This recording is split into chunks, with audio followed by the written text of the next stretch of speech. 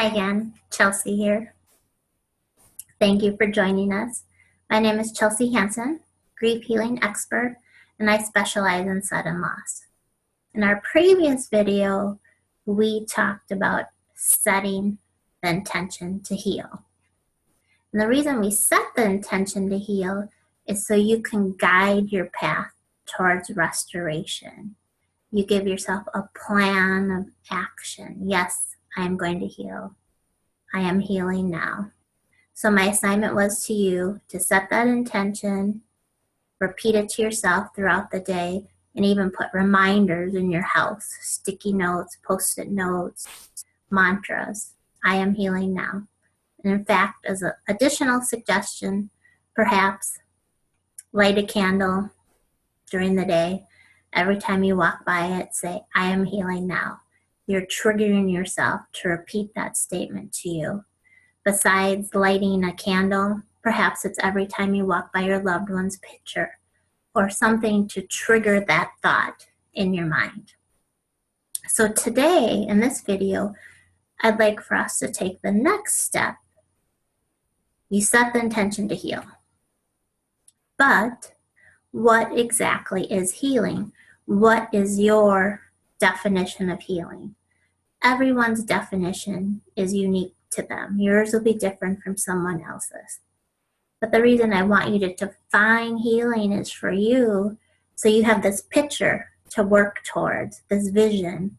So think about, what would healing feel like to me? What would my life be like? What would I be feeling? What would I be tasting? Like, you get all your senses involved. So what adjectives would you use to define healing? Perhaps you'd like to feel peaceful. You'd like to have understanding. You'd like to have joy in your life. You'd like to have more happiness. You'd like to have purpose in your life, fulfilling work, whatever it means to you, and really let yourself go. Imagine your ideal life. And again, healing does not mean you're forgetting your loved one.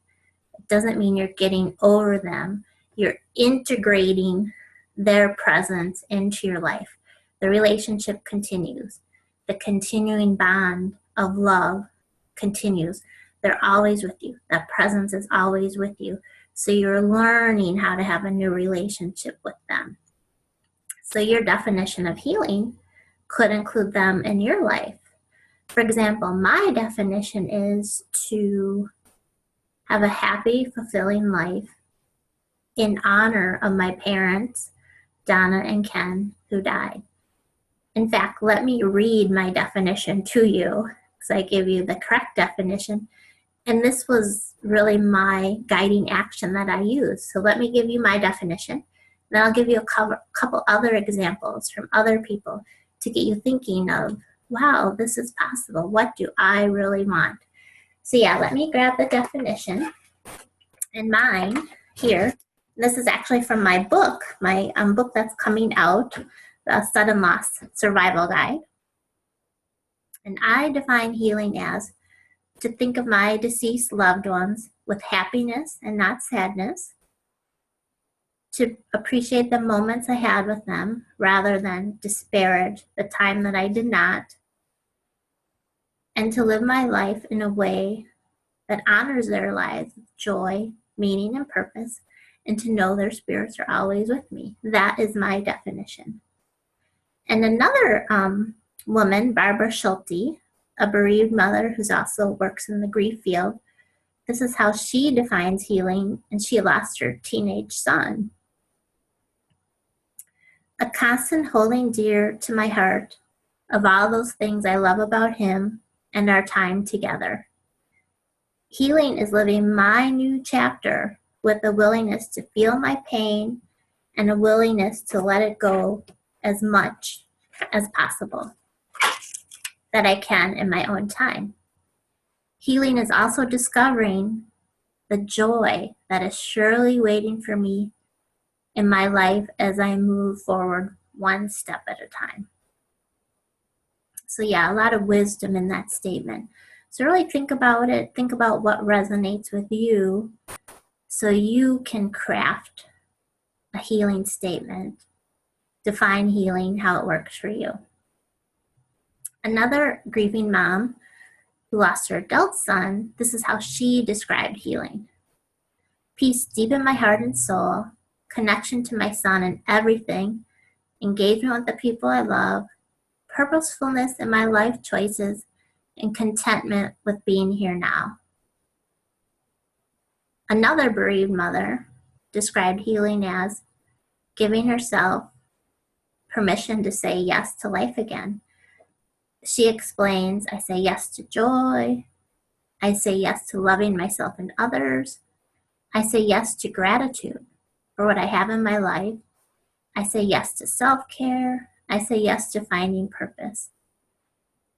I say yes to telling my story. I say yes to healing. And sometimes clients I work with, they'll resist crafting their definition, again, because they're afraid of forgetting their loved one. But nothing can be farther from the truth. You can never forget the person you loved. It's impossible. But you can let go of the pain and hold on to the deep love. You can continue to love and live and love the deceased while living.